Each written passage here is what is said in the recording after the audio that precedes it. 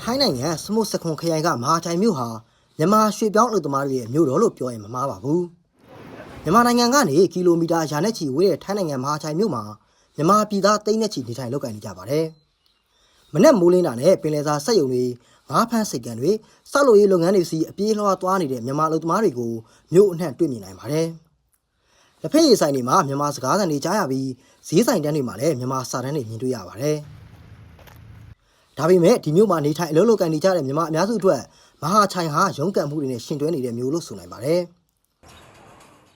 2021ခုနှစ်စစ်တပ်အာဏာသိမ်းပြီးတဲ့နောက်မြန်မာနိုင်ငံရဲ့စီးပွားရေးအခြေအနေယိုယွင်းလာတာအလုပ်ကိုင်ရှားပါလာတဲ့နဲ့အတူလူငယ်လူရွယ်အများပြားဟာအိမ်နီးချင်းထိုင်းနိုင်ငံကိုထွက်ခွာလာခဲ့ကြပါတယ်တချို့ကတရားဝင် MOU စနစ်နဲ့ဝင်ရောက်လာကြပေမဲ့အများစုကတော့ပွဲစားတွေစီငွေအမြောက်များပေးပြီးနေဆက်ကနေတရားမဝင်လမ်းကြောင်းကနေဖျက်ကျော်လာကြရတာဖြစ်ပါတယ်။အဲ့ဒီထဲမှာအသက်30အရွယ်ကိုဝေမင်းလဲပါပါတယ်။သူဟာပဲခူးတိုင်းဇာတိဖြစ်ပြီးမြန်မာပြည်မှာအလုပ်ကိုင်ခွန်လန်းရှားပါမှုတွေနဲ့အာဏာသိမ်းမှုနောက်ဆက်တဲ့အခြေအနေတွေကြောင့်ထိုင်းနိုင်ငံကိုအလုပ်လာလုပ်တာ3နှစ်ရှိပါပြီ။ဖြစ်တော့အမျိုးရင်ဆိုင်ရတာပေါ့။ချိန်ကုန်မှုကတော့မရဘူးပဲ။ကို့မှာခက်ခဲတွေကတော့ဒီလေလာတွေကမရကြီးကြီးရဲ့အဲ့ဒါမျိုးကို့မှာဒီမှာမလုပ်ချင်တဲ့လုပ်နေရတယ်လုပ်ချင်တဲ့လုပ်နေတယ်ဒီမှာပြည်လည်းပြန်နေနေဘူးပြန်လို့ကမရဘူးဖြစ်နေလို့ထိုင်းနိုင်ငံရောက်လာပြီးတဲ့နောက်မှာလည်းမြန်မာရွှေပြောင်းအလုပ်သမားတွေရဲ့ဘဝတွေဟာလွယ်ကူမနေပါဘူးလုပ်ငန်းခွင်တွေမှာမြန်မာအလုပ်သမားတွေဟာလုပ်အားကမရတာအချိန်ပိုကြီးမပေးတာစာရွက်စာတမ်းကိုအကြောင်းပြပြီးအလုပ်ပြောင်းခွင့်ကန့်သတ်တာတွေကြုံနေရတယ်လို့အလုပ်သမားတချို့ကပြောကြပါတယ်တချို့အလုပ်သမားတွေကတော့အလုပ်ရှင်ရဲ့အနိုင်ကျင့်မှုကိုကြုံရပေမဲ့အလုပ်လက်မဲ့ဖြစ်သွားမှာစိုးရိမ်တာကြောင့်တိုင်ကြားဖို့မဝင်ရဲကြဘူးလို့ဆိုပါတယ်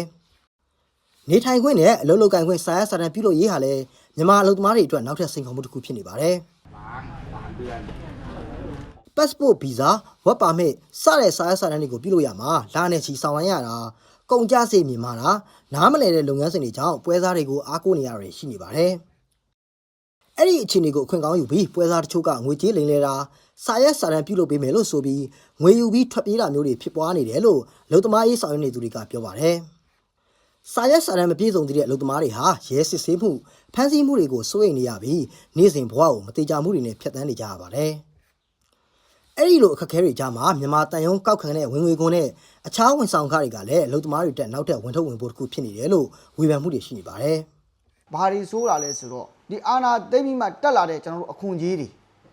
လူတယောက်ကိုစောင်းတက်လို့မယ်ဆိုရင်ကျွန်တော်တို့စောင်းအနီတွေတက်လဲမယ်ဆိုရင်အနည်းဆုံးအခွန်ကြီးပဲခု9000ကျော်ပါပြီ။တအူးကိုအဲ့ဒါဘာမှမလုပ်ရသေးဘူးအခွန်ကြီးပဲ9000ကျော်ပါပြီ။အတာနေတဲ့လူတွေကဒါစိတ်ဖိစီးမှုများလာတယ်ကျွန်တော်တို့ကပုံမှန်ကျွန်တော်တို့ဒီအာနာမသိကြီးကာလမှာဆိုရင်ဒါပုံမှန်ဖြတ်သွားနေကြပါတော့အခုဆိုရင်အာနာသိပြီးမှဆိုဒီအခွန်ကားတွေကလူတယောက်ကိုအတလွတ်ကြီး9000လောက်ဆောင်နေရတယ်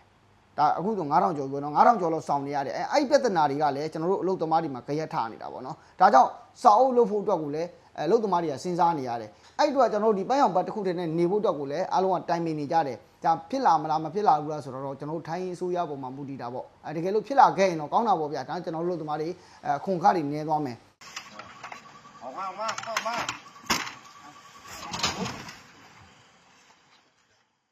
2024ခုနှစ်မှာစစ်ကောင်စီကပြည်သူ့စစ်မှုထမ်းဥပဒေကိုစတင်အကောင့်ထဲပေါ်မယ်လို့ကြေညာလိုက်တဲ့နောက်ပိုင်းမှာတော့နေဆက်ကိုဖျက်ကျော်လာတဲ့လူငယ်အရေးအတွက်ပုံမများပြားလာတယ်လို့ရွှေပြောင်းအလုပ်သမားရေးဆောင်ရွက်နေသူတွေကပြောကြပါတယ်တစ်ဖက်မှာအိမ်ငါးကအစားအသောက်စရိတ်စာရွက်စာတမ်းကုန်ကျစရိတ်တွေနဲ့ရင်ဆိုင်နေရတဲ့အလုပ်သမားတွေအတွက်လစဉ်ဝင်ငွေဟာမလုံလောက်ဘူးလို့ဆိုကြပါတယ်။မဟာချိုင်မှာနေထိုင်နေတဲ့မြန်မာအများစုဟာချမ်းသာဖို့မဟုတ်ပဲအသက်ရှင်ရပ်တည်နိုင်ဖို့အတွက်ရုန်းကန်နေကြရတာဖြစ်ပါတယ်။အာနာသိပြီးနောက်ပိုင်းမှာဖြစ်လာတဲ့ခါကျတော့လူဦးရေကတအားများလာတယ်။တအားများလာခါကျတော့ဒီအထောက်ထားစာရွက်စာတမ်းတွေစီနေပေမဲ့လည်းတချို့စက်ရုံတွေကတတိပြောင်းလို့မရတဲ့အတွက်မခေါ်ဘူး။မခေါ်တဲ့ခါကျတော့တိုင်ပတ်နေတာပေါ့။တိုင်ပတ်နေတဲ့ခါကျတော့ရတဲ့လုပ်ကိုဆွဲလုပ်နေရတယ်။အဲ့တော့အခုနောက်လုပ်ပြီးပေါ့နော်ဟိုကျွန်တော်တို့ဒီပုတ်ပြက်နေစာပုတ်ပြက်လို့ပေါ့အဲ့လိုသဘောမျိုးနဲ့လောက်ရတော့ကလေးတွေအတွက်ကြားလာရင်အဲ့လိုတွေကလည်းကျမ်းမာရေးနဲ့စိုးရင်ရတယ်ဗျ။ဘာလို့အိမ်မှာမရအဲ့ချိန်မှာမရှိတာမြန်မာနိုင်ငံမှာဖြစ်ပေါ်နေတဲ့နိုင်ငံရေးစီးပွားရေးအကျပ်တဲတွေကလူတန်းပေါင်းများစွာရဲ့ဘဝကိုနေဆက်ဖြတ်ကျော်ရွှေ့ပြောင်းစေခဲ့ပါတယ်။မဟာချိုင်မြို့ကမြန်မာတွေဟာအဲ့ဒီအကျပ်တဲရဲ့မျက်နှာစာတစ်ခုဖြစ်ပါတယ်။သူတို့ဟာနေရဆွန်ခွာရသူတွေဖြစ်တယ်လို့နေ့စဉ်ဘဝအတွက်ဆက်လက်ရုန်းကန်နေကြရသူလည်းဖြစ်ပါတယ်။မြို့ရဲ့စက်ရုံတွေငါးဖမ်းစိတ်ကမ်းတွေနဲ့စောက်လုပ်ရေးလုပ်ငန်းခွင်တွေကိုလဲပတ်စေတဲ့အရေးကြီးလုပ်သားအင်အားစုတစ်ခုဖြစ်ပေမဲ့သူတို့ရဲ့အနာဂတ်ကတော့မသေးကြမရေရာသေးပါဘူး။